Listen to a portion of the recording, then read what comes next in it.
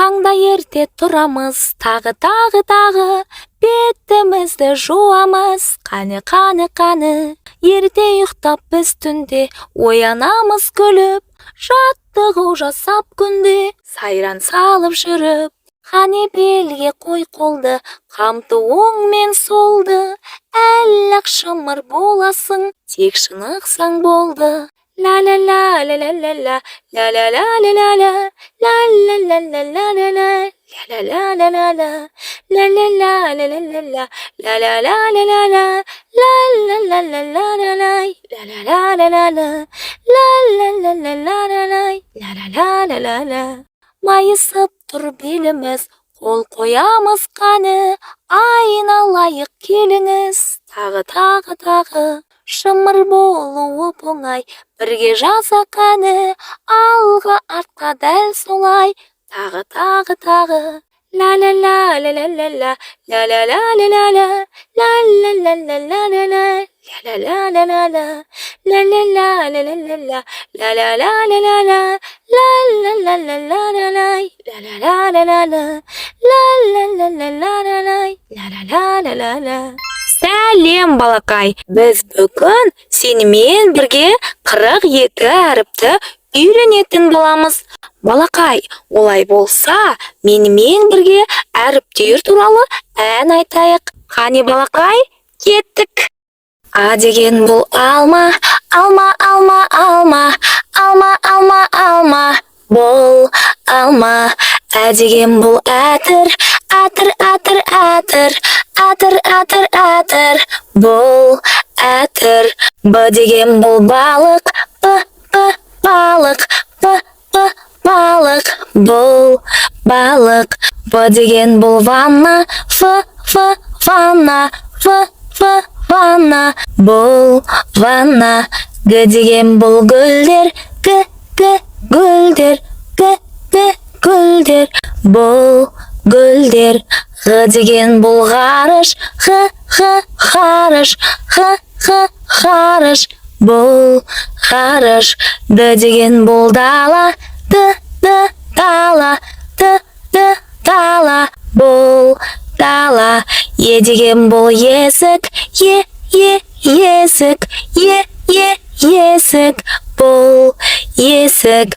Ж деген бұл жайлау, жайлау. Бұл жайлау. З деген бұл зебра, зебра. Бұл зебра. И деген бұл ине, ине. Бұл ине. К деген бұл көйлек, көйлек. Бұл көйлек. Қ деген бұл қасқыр, қасқыр. Бұл қасқыр. Л деген бұл лайман, лайман. Бұл лайман. М деген бұл мысық, мысық. Бұл мысық. Н деген бұл наурыз, наурыз. Бұл наурыз. Ң деген бұл жаңғақ, жаңғақ. Бұл жаңғақ. О деген бұл оймақ, оймақ. Бұл оймақ. Ö деген бұл өрік, өрік. Бұл өрік. П деген бұл пазл, пазл. Бұл пазл. С деген бұл сағат, сағат. Бұл сағат. Т деген бұл тайлақ, тайлақ. Бұл тайлақ. У деген бұл уыз, уыз. Бұл уыз. О деген бұл оя, оя. Бұл оя. Ö деген бұл өкі, өкі. Бұл үкі. Ф деген бұл фильтр, фильтр, фильтр, бұл фильтр. Х деген бұл ханша, ханша, ханша, бұл ханша. Ха деген бұл жиһаз, жиһаз, жиһаз, бұл жиһаз. Ш деген бұл шаңғы, шаңғы, шаңғы, бұл шаңғы. Ы деген бұл ыдыс, ыдыс, бұл ыдыс. Ә деген бұл інім, бұл інім. Жарайсың, балақай. Балақай, видеода 42 әріптің ішіндегі кейбір әріптер айтылмай қалған. Егер де әріптерді жаза алатын болсаң, сол айтылмай қалған әріптерді комментарияға жазып кетсең болады. Сәлем, балақай. Тілімізді жаттықтыратын уақыт келді. Олай болса, балақай, көңілді жемістер туралы бірге білейік. Ендеше даусыңды шығарып, менен кейін қайтала. Алма, алма. Қарбыз, қарбыз. Шие, шие. Балақай, шие өте қышқыл жеміс, бірақ оның ағзаға пайдасы өте көп. Келесі жүзім, жүзім. Қауын, қауын. Келесі банан, банан. Балақай, бананды тек адамдар ғана емес, маймылдар да жақсы көреді. Келесі манго, манго. Ананас, ананас. Балақай, ананастың денсаулыққа пайдасы өте көп. Алайда ананасты шектен тыс көп жеуге болмайды. Келесі алмұрт, алмұрт. Лаймон, лаймон. Құлпынай, құлпынай. Балақай, құлпынайдың түсі қандай? Әрине, құлпынайдың түсі қызыл. Келесі шабдалы, шабдалы. Мандарин, мандарин. Балақай, мандарин жемісі жаңа жылды еске салады, солай ма? Келесі лимон, лимон. Лимон жемісі де өте қышқыл жеміс. Келесі киви, киви. Балақай, кивидің түсі қандай? Дұрыс айтасыңдар, кивидің түсі жасыл. Жарайсыңдар, енді сендер жемістермен таныс болдыңдар. Балақай, жемістерде дәрумендер өте көп болады. Сол себепті жемісті жеуден бас тартпаңдар. Сәлем, балақай. Менің арнама қош келдің. Балақай, біз бүгін қарама-қарсы заттарды үйренетін боламыз. Қарама-қарсы сөздерді біз антоним сөздер деп айтамыз. Қанекей, балақай, олай болса, антоним сөздермен бірге танысайық. Олай болса, балақай, менен кейін даусыңды шығарып қайтала, және менің айтқанымды мұқият есіңде сақта. Олай болса, кеттік.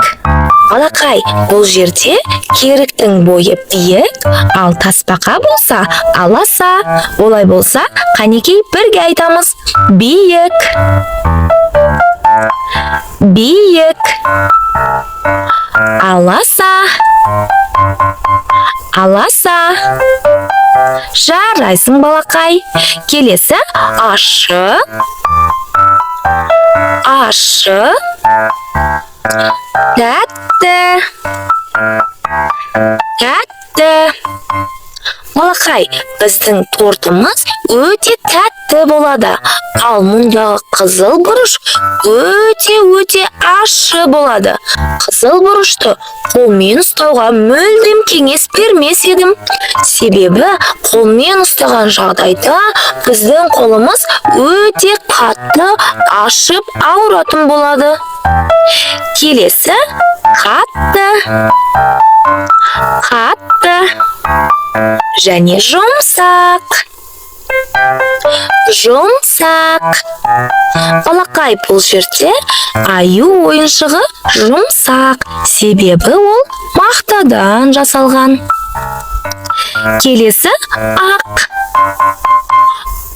Ақ. Қара. Қара. Балалар, бұларды қарама-қарсы сөздер деп аталады. Балақай, біз қарама-қарсы сөздерді кей жағдайларда қалай айтушы едік? Дұрыс айтасыңдар, балалар. Антоним сөздер деп айтамыз. Келесі үлкен. Үлкен. Кішкентай. Кішкентай. Балақай, бұл жерде торай үлкен, ал тышқан торайдың қасында кішкентай ғана. Келесі ыстық. Ыстық. Балақай, от өте қауіпті заттарға жатады. Сол себепті отпен ойнамаңдар. Келесі суық. Суық. Келесі жіңішке. Қане даусыңды шығарып қайтала. Жіңішке. Жуан. Жуан. Алыс. Алыс. Жақын. Жақын. Балақай, бұл суретте әтеш сонау алыста тұр екен. Ал балапан болса бізге өте жақында тұр. Келесі ашық. Ашық. Жабық. Жабық. Балақай, бірінші суретте бөтелкенің қақпағы ашық тұр. Ал екінші суретте құтының қақпағы жабық тұр. Келесі жоғары. Жоғары. Жарайсыңдар, балақай. Және төмен. Төмен. Балалар, бұл жерде жүзім жоғарыда, ал лимон болса төменде тұр екен. Келесі аз. Аз. Көп. Көп. Балақай, бірінші суретте бір ғана кітап тұр, ал екінші суретте 3 кітап тұр екен. Бір кітап аз, ал 3 кітап көп. Келесі құрлық. Құрлық. Және теңіз. Теңіз. Балақай, сен қандай теңіз жануарларын білесің? Келесі құрғақ. Құрғақ. Ылғал. Ылғал. Балақай, бірінші суреттегі көйлек құрғақ, ал екінші суреттегі ылғал. Ылғал дегеніміз, яғни сулы деген сөз. Келесі көңілді. көңілді,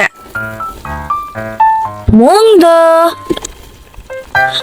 мұңды. Балақай, біз көңілді кезде қалай жүреміз? Әрине балақай, күліп жүреміз. Келесі күлу, күлу және жылау, жылау. Келесі ауыр, ауыр және жеңіл, жеңіл. Балақай, өзің ойланшы, бұл суретте піл ауыр ма, әлде көбелек ауыр ма? Дұрыс айтасың балақай, піл өте ауыр, себебі пілдер құрлықтағы ең ірі жануар болып саналады екен, ал көбелек өте жеңіл болады. Келесі жас, жас және қария, қария. Жарайсың балақай, күшті, күшті және әлсіз, әлсіз. Еңбекқор, еңбекқор және жалқау, жалқау. Балалар, бірінші суреттегі құмырсқа өте еңбекқор жәндік. Олар жаз бойы тыным таппай еңбектеніп, өздерінің илеулеріне азық жинайды екен. Ал келесі суретте коала. Ал коалалар өте жалқау болады екен. Олар тәуліктің жартысынан көп бөлігін ұйықтаумен өткізеді екен. Балақай, сен коалалар сияқты жалқау болма. Керісінше, құмырсқалардан еңбекқор болуды үйрен. Келесі қою, қою және сұйық, сұйық. Балалар, бірінші суреттегі айран, екінші суреттегі сусыннан қарағанда қою болады, ал сусын сұйық болады. Жарайсыңдар балалар, енді сендер қарама-қарсы заттар туралы білетін болдыңдар. Жақсылап естеріңе сақтап алу үшін видеоны қайталап көріңдер. Олай болса балалар, келесі кездескенше арнаға тіркеліп, видеоға лайк басып, мені қуантуды ұмытпаңдар. Сау болыңдар балалар.